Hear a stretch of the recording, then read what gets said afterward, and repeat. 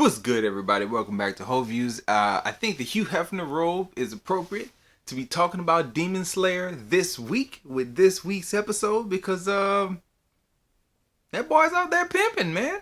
Pimp. I'm talking about pimping, been since pimping, since been pimping, since been pimping.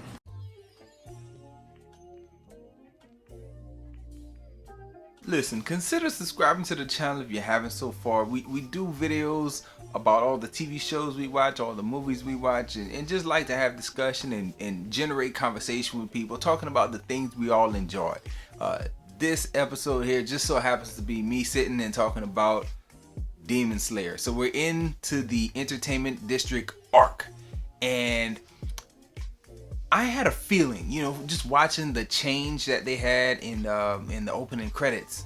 I saw it last week. They did they previewed the opening credits, and you get to see Zenitsu in that, dressed like a girl, and you see Inosuke without the helmet, and the long hair is more noticeable, and all those things is in the opening credits. But I didn't know how far or if they would really dive deep into them dressed as girls or like trying to infiltrate the rings and stuff. And you get the Hashira there, and he's talking about the houses and the wives set up and how he sent them in to kind of infiltrate the nightlife there and in the entertainment district. And it just dawned on me, like, this boy is pimping. I think of Cat Williams, pimping. Like, that is what this is. It's so weird to see it presented and like accepted by large audiences, because I don't think anyone's gonna have a problem with it here. This is a cartoon, this is an anime. It has a very specific reason for everybody being where they're being, and I'm sure the story is gonna come together quite well. It's just kind of off-putting to see these three dudes dressed as girls and going in.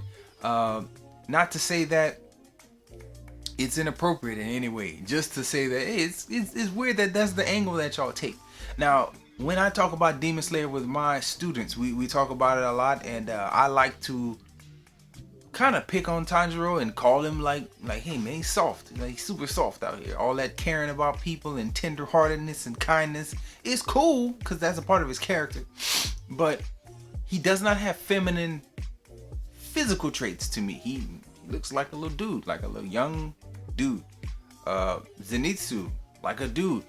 Surprisingly, we don't see Inosuke without the mask enough, but seeing him without the mask here, to me, like, yeah, he could probably pass. His face is soft looking, his hair is long enough, you can maybe hide his facial features with the hair. But again, Hashira being as smart as he is, like, hey, do not speak, because Inosuke's voice, of all the characters, his voice does not match his face at all. Or at least the face underneath the boarhead. You put the boarhead on him, and it's like, yeah, this is right in line with everything else that he does. And when I say that, I'm thinking about his aggression. I'm thinking about like his charging into situations and just being like loud, and all that stuff kind of meshes with the boarhead look of him. Taking that boarhead off and seeing that black and blue hair, it's like, yeah, look how he got highlights out here.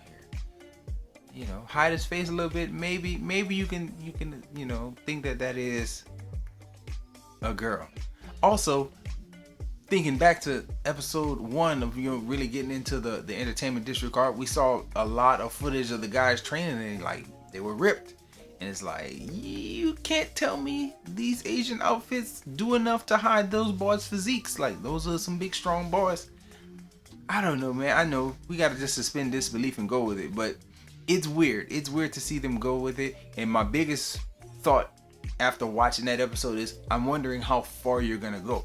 We've already seen one of the wives like captured and being put in a situation with what appears to be a demon. So I don't know if they're gonna like have those guys like find each woman in each house, and then we'll get into some deeper stuff as far as the higher level, higher ranking demons that we'll see. Don't know how it'll go, but I'm excited to see it. It was a cool little setup episode. This wasn't one that had a lot of action, a lot of moving the story forward. Well, I lied. Take that back. We did move the story forward quite a bit with getting the guys establishing the different respective houses. It's just weird. I still come back to the weirdness of it, because this is prostitution, and it's just totally acceptable. and it's almost common practice. Like, yes, this happens here, and you selling people into these houses, and it's like, wow, that's very normal, like an everyday transaction. I don't know. It's weird to me, but I like the episode. It was funny. It was a lot of funny parts to it. Really like this episode. What did you think about it? Did you initially, as soon as things started popping off, did it click in your head that everybody's being pimped out right now? Or did it take a little bit longer for you to like really think about the fact that you're watching this guy sell people, you know, and into what we call sex slavery here in America? So what are your thoughts on that? Please share them in the comment section. A short video here, just hoping to get some feedback. That's all I have. I like the episode. 2 big thumbs up from me. Enjoy yourself. Guard your heart. Please come back, check out more videos.